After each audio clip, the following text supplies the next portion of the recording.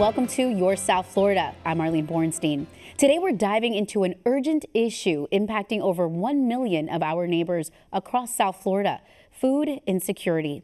When we talk about food insecurity, it's more than an empty pantry. It's the uncertainty of not knowing if there will be enough to eat or where the next meal will come from. This challenge is especially severe in South Florida, where many neighborhoods are considered food deserts, areas with little to no access to fresh, affordable groceries.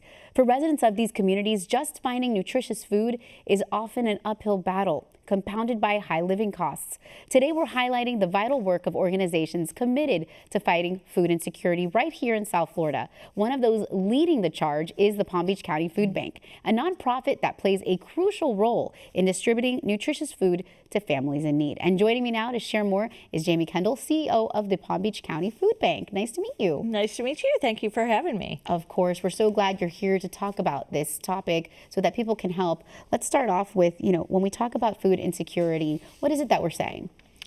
Well, we are talking about the individual, the senior, the family that really does not know where their next meal is coming from. They're that one disaster away, that one flat tire away from not being able to put enough food on the table for themselves and their families. How frightening for those folks. And what is the landscape in Palm Beach County? What are you seeing right now? We have seen an incredible increase, unfortunately. So we've had a 31% increase over our numbers from last year. We look at a study called Map the Meal Gap, which tells us that over 173,000 individuals in Palm Beach County are at risk of being food insecure. 51,000 of those are children.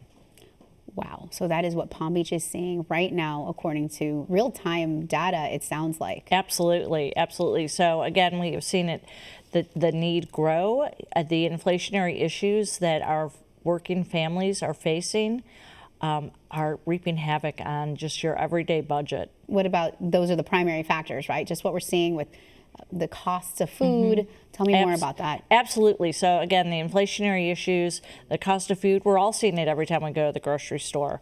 And the housing crisis right here in South Florida and in Palm Beach County, the cost of housing has gone up. So people are just really stretching their dollar, trying to make ends meet.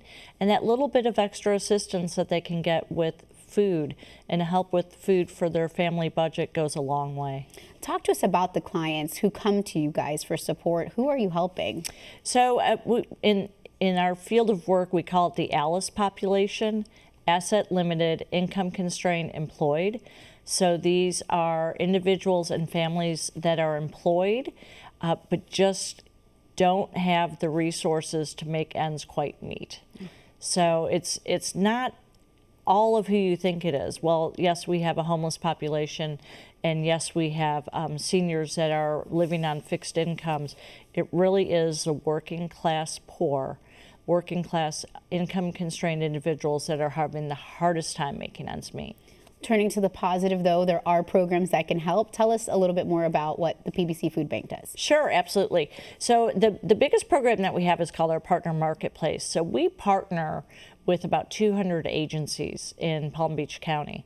So as a food bank, we work to procure food. We get food in from a number of different ways. And then we get that food out to our partner agencies that have their individualized programs. So they're really kind of the boots on the ground for our biggest program, which is the agency marketplace. But we also have other programs where we do direct distribution. Our childhood hunger initiatives, that has certainly grown. We have a big program called the Backpack Program, where we provide nutritious meals to the children. We work very closely with our school system, and we get food out to the kids during the week so that on the weekends they have those resources at home. And then we also have our senior hunger programs, where we're making sure that our senior population has enough to eat and has the resource needed. It's sad to think there are children out there who could be going hungry. So. Oh, absolutely. Absolutely.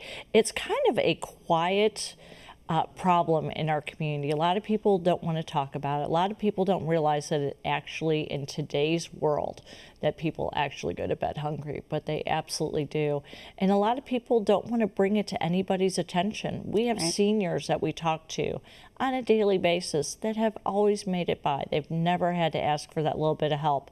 And now living on incomes that are just super tight, limited. and with the inflationary issues, they just can't make it. Well, tell us about the community kitchen. This is a fun, cool new way It is to get involved and learn something and get some help. Absolutely. So we've been on this program and this project line for about 2 years, a little over 2 years, and we just completed our community kitchen that opened for us in the beginning of July. And that program is going to enable us to make hot, nutritious meals for our kids' programs, summer feeding programs, after-school programs, and as well as our senior and home-delivered meal program. So we're going to be doing a lot out of that kitchen. The kitchen is able to prepare up to 10,000 meals a day. Whoa. So when we really, so when we really get ramped up with all of the addition of the new programs, we're going to have the resources to do so. And that starts in January, you said, yes. right? We're making the meals right now, but we will also be having a culinary training program that starts in January. So we're going to have a cohort of students that will come through. It's a free program to anybody that has might be facing employment barriers, that is looking to get into the hospitality industry. And so we're going to give them the skill set needed to kind of remove them from the line of needing help. So kind of a teach a man to fish type of scenario, where then they can go out and get an employable job here in the community to better their lives and the lives of their families. How can you volunteer at the food bank? Sure. So we can't do what we do every day without our volunteers. We have volunteer groups coming in Monday through Friday, a few Saturdays a month. You can go to our website, pbcfoodbank.org, hit on that volunteer link and see all the different opportunities that we have and sign up to come and help. Food waste is a big issue here. Tell us how you work to reduce that while addressing the hunger in your community. Absolutely. So as a food bank, we rescue food. That's the main thing that we do. So we know that there is surplus of food at the grocery stores. We know there's a surplus of food with our local agricultural community. The not so perfect sweet potato, let's say, that might not make it to the grocery store, but is perfectly nutritious and a great product. And so we can kind of rescue some of those foods and make sure that we can get those out into our community and help with food waste at the same time. You sort of make it sound easy. Obviously, it's not. What are some of the biggest challenges and also the goals you hope to achieve? So our biggest challenge is, just like everybody else, the food banks are facing inflationary issues. A lot of times we have to purchase the food that we have for our programs. So just like everybody else going to the grocery store, seeing that increase in what you're paying for that food, we're seeing as well. So right now, that's our biggest challenge, is keeping up with the need and making sure that we have the resources and the financial resources to make sure that nobody goes to bed hungry. What are the type of donations and the type of food or items that are in high demand right now?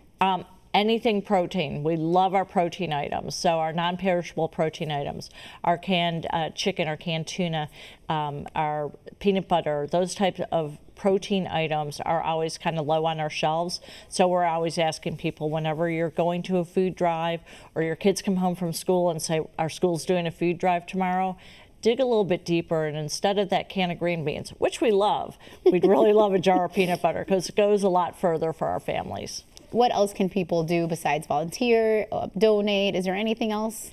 They can advocate for us. They can advocate for the food bank. They could advocate for the hungry people that live right here in our community. These are people that your children go to school with, the people that you interact with on a daily basis. Again, employed. They might be the people that are working at the stores that you are going to. So just kind of get out there, really understand that this is an issue. It's an issue right here at home. And maybe educate your neighbors, other family members, that this is really happening right here in our community. And there's ways that everybody can help. Jamie Kendall, thank you so much for being here to encourage people to get out there and either help or advocate, donate, contact the PBC Food Bank to help those in need. Absolutely. Thank you so much for having me. Absolutely. In Broward County, many seniors, especially grandparents raising grandchildren, are facing food insecurity. Nationally, 1 in 4 grandparent-headed households struggle with hunger. The Pantry of Broward is a critical resource, providing food and support to more than 600 seniors and 100 grandfamilies each month. For those who may not qualify for other assistance, the pantry helps bridge the gap, offering emergency groceries and vital services. Let's take a closer look at how the Pantry of Broward is fighting food insecurity and changing lives right here in our community.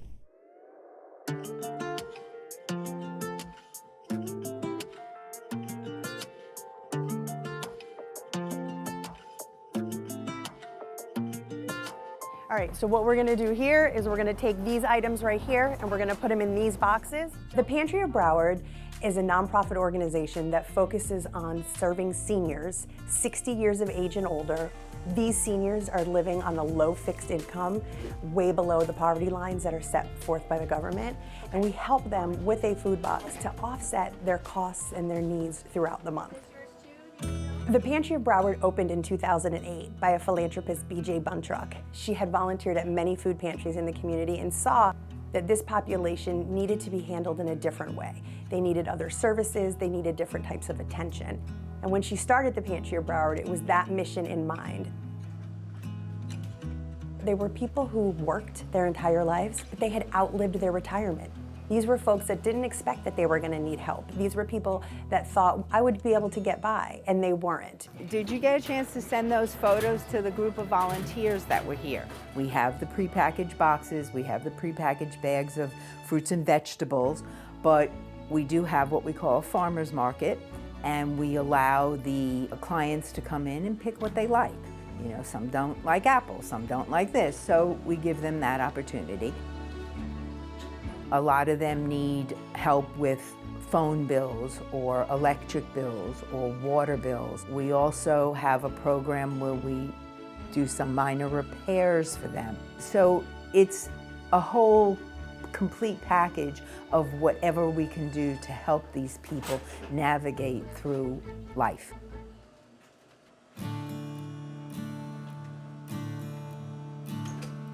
I was going through a very hard time on a fixed income, and I needed some help. I just didn't know how to go about it. The pantry not only helped me to feed myself, but after 8 years of not being able to have a Thanksgiving with my grandchildren or a Christmas with my grandchildren, I was able to get gifts for my grandchildren that the pantry gave me, and they also gave me the Thanksgiving dinner. This is a blessing not only for me, but for everybody that is my age and that needs the help. This is a true blessing.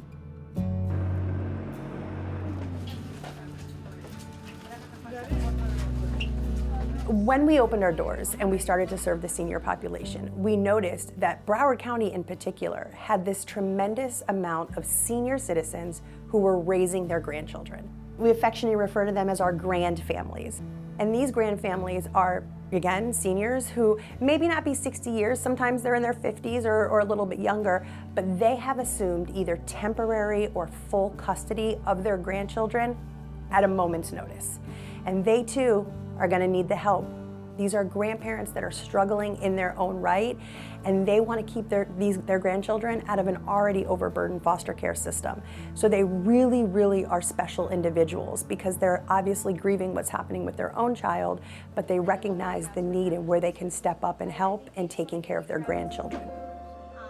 I've been coming here for 16 years. They are my grandchildren, like with school supplies and stuff like that, Christmas. I feel so happy when I come here. I feel very happy. Me and my family, we feel very happy. It's been hard for me. One thing I can say about the pantry, they love all families. They're such a wonderful people, wonderful. So that's why I'm still here. Our case managers on a daily basis are getting phone calls and trying to help our seniors through systems that sometimes are well far beyond food and food insecurities, particularly for our grandfamilies. We will sometimes get calls to help them navigate the school system. This day and age, having to log on to portals and websites and just to get the grades. We've had seniors who are maybe trying to navigate something with a landlord or a living situation, and we'll step in and help in those situations. If anything you know about the senior population, it's about trust, it's about a relationship, and it's knowing that they can count on us to help them through anything they need, even if it's far beyond food. We are a small organization, less than 10 full-time people, but we have a robust volunteer force that without them, undoubtedly, we would not be able to do what we do. They come here daily, they work in our warehouses, they interact with our clients, they help us maintain that relationship, they help us maintain the storylines of what's happening in some of these clients' lives. I had one group here the other day, and they have this one person. She's very sweet, and everything we do makes her cry because she gets so emotional. She says, oh my God, I feel like I'm doing something, you know, and most of them are just happy to help. They feel like they're doing things, they feel like their life has a purpose. You know, some of them are retired, most of them actually are retired. And they want to feel like they're doing something with their lives. And they just feel very happy, and especially the ones that work in the distribution area, they get to actually meet the clients and they know the clients. I have one volunteer here that's been here for longer than I've been, and she greets them and how are you today and how's everything, and so there gets to be a camaraderie between the clients and the volunteers. What's on the list for the boxes? It's just been an incredibly overwhelming experience. You get to see the people here that you're helping, you get to interact with the volunteers, the staff that works here. It's a very tight-knit community. The clients that I have met and have interacted with, it's just been such a pleasant experience in terms of, you know, seeing them being so happy to receive, you know, some of the food and some of the help that we provide to them on a consistent basis. We have an expression here, you know, food doesn't take a holiday, and people are hungry all year round. We appreciate the need and the fact that people come out during the holidays and we get this overabundance of food and donations, but we need it all year round because we have to give this food out all year round. Same thing with the volunteers. I get an influx of volunteers at this time of the year, but I try to accommodate as many of them as possible because I know people want to feel needed and wanted. This is not helping people from a distance. This isn't helping people through another organization or through another charitable group. We see our clients day in and day out. We know them on a first name basis. We're familiar with their grandchildren. Or we may be helping some of their grandchildren through school projects or through something with sports. So they really do become a family. You know, before I came here, I didn't know that there were that many people out there that were hungry. I wasn't aware. I worked in the nonprofit world, but not in this kind of capacity. And it's just made a very, very big difference in how I look at things now. This is absolutely a passion and a calling for all of us. And we find such value and such pride in being able to help anyone here in Broward County who could use our services.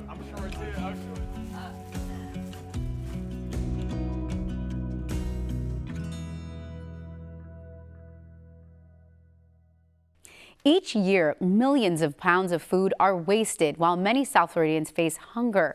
That's where Food Rescue US South Florida comes in. This nonprofit is tackling both issues by rescuing excess food from local businesses and delivering it directly to those in need throughout Miami-Dade and Broward counties. Since its launch, Food Rescue US South Florida has distributed millions of meals and helped divert tons of food from landfills, making big impacts on both communities in need and the environment. All right. See, donation right there, a little smiley on there. That's for me. Well, for me to deliver. You see there's all kinds of food, dry goods, milk, eggs, meats, everything. Can't think of anything that they don't give away. It's pretty awesome. Over 40% of all food is wasted, yet 1 in 10 go to bed hungry. And what happens is food that is wasted goes into the landfill where it decomposes and produces methane gas, which is probably the most harmful greenhouse gas that can be produced and is directly impacting our climate. Food Rescue US South Florida is a nonprofit. We're based in Miami-Dade County and Broward County, and what we do is we rescue edible, unused, unsold food from area markets, grocers, hotels, restaurants, even large venues like stadiums, and we take it to underserved communities. The food that we rescue, it's not expired, it's healthy, it's nutritious, and there actually is a federal law called the Bill Emerson Law that allows you to donate food as long as it's in good faith without any liability. Now this is going to be tough today. I have a tower of beef here. Where do I begin? Let's do some of this right now because I got to lay down the foundation in the car of all the heavier stuff. We use a web-based app technology. It's through our parent headquarters, which is Food Rescue US. When a food donor reaches out to us that they have surplus food to donate, we actually post it onto the app, what it is that they're donating, when they want it to be picked up, lots of information including what size vehicle to use. We match it with the closest receiving agency because we think it's important that a food donor donates within their own community. There's no warehouses, there's no trucks. It goes from point A to point B really within a half hour. So it looks like my car is kind of small for all this amount of food, but I'm an expert packer, you're about to find out. A little nook and cranny here where I can fit some more food. Yep, the more the merrier. Perfect. At Food Rescue US South Florida, we do over 75 rescues in a given week. Today's rescue was one of our favorites. It's a new donor, Sprouts Farmers Market, and we actually picked up there and then brought it to the Coconut Grove Crisis Food Pantry, which is an amazing food pantry and actually grocery bag distribution that goes out into the community of Coconut Grove. All right, I'll just bring this whole thing down. Off we go. Well, believe it or not, today was a light day because I usually go up and down 6 to 8 times. We have a regular rescuer, Anna, who goes every single Tuesday. She's actually what we call adopted the rescue. She shows up around 9:30 every morning and she loads up her car and drives directly here, which is probably a 5-minute drive. Okay, got that one. I really had no idea the sheer amount, the large quantity of food that goes to waste if somebody doesn't pick it up and repurpose it and do something else with it. It may have an expiration date 2 days out from today, but you would buy it and you would eat it in your own home. And if it doesn't come here and get distributed to all of these locations, it gets thrown away, which is just impossible for me to understand. Straight to the freezer. It's a very simple thing to do. Connect point A with point B. You feed needy people, and frankly, I consider that I'm the lucky one to be able to do it because I have the free time now. I'm retired, so I have the free time to be able to do this type of volunteer work and help out, and I'm the lucky one. Here you go. The way that app is designed is super user-friendly, and the quality of the data that's inside of the app that they provide for each one of these pickups and drop-offs is really what makes it work so well. You got that? There's a certain type of fulfillment that you get from volunteering that you don't get from anything else. The joy it gives you to be able to do something for somebody else and see the happiness in somebody else's face is something you can't buy. There's plenty today, right? I think that with our particular platform, we do encourage volunteers and we make it easy for them. As a result, we have over 1,400 people that are registered to be potential volunteers. Here you go. When they take it to the receiving agency, they're meeting the people that they're donating the food to, in some cases the actual recipients. So it really gives a personal kind of experience to being a volunteer rather than being in a warehouse sorting or making phone calls. We've been rescuing and delivering here to the Coconut Grove Crisis Food Pantry now for about 3 years. They run an amazing operation. They not only do a food distribution every Tuesday, they have volunteers that go out and deliver right into the community. They also make available a walk-up window for homeless and houseless that are looking for food. This is our 40th year in operation. We are located at Christ Episcopal Church in the Little Bahamas area of Coconut Grove, which is the oldest part of Miami.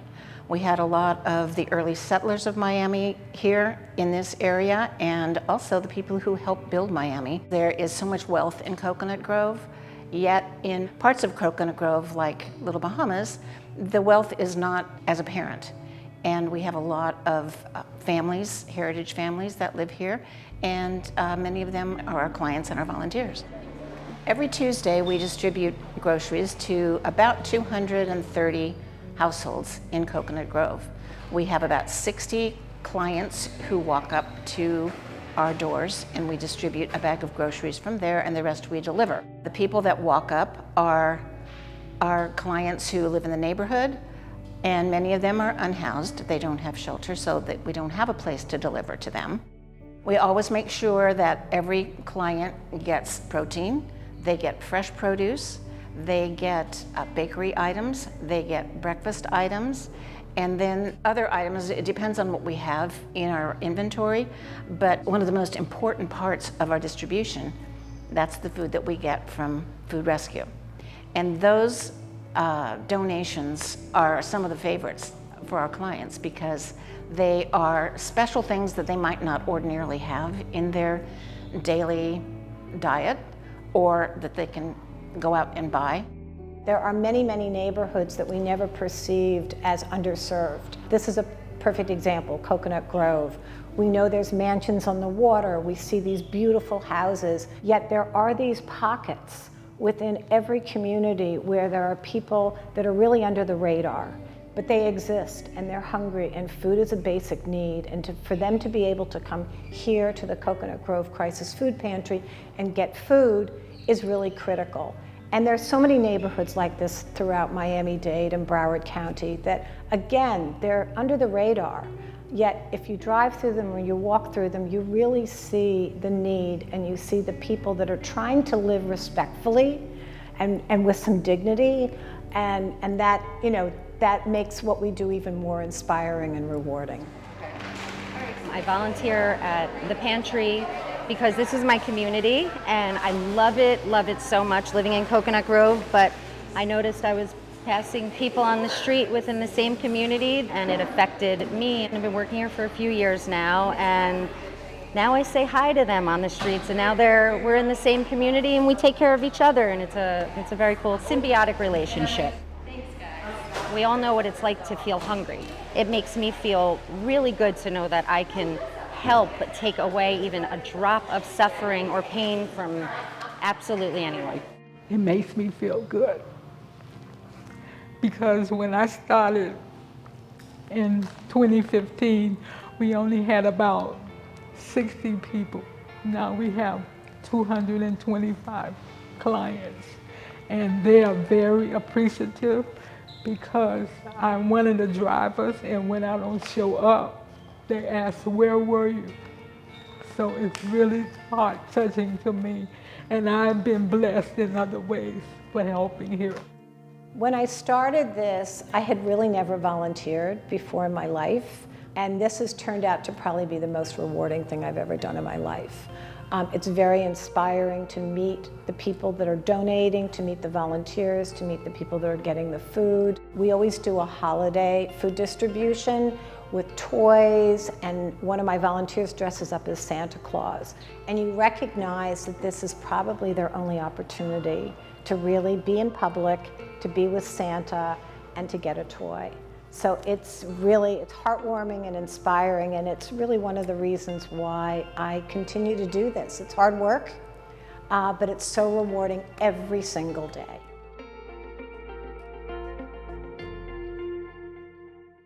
For more on food insecurity and local food banks, follow us on Facebook at Your South FL. And for more community stories, visit southfloridapbs.org/YSF. I'm Arlene Bornstein. Happy holidays, and thank you for watching. For more stories about your South Florida community and local resources, like, subscribe, and click the video below.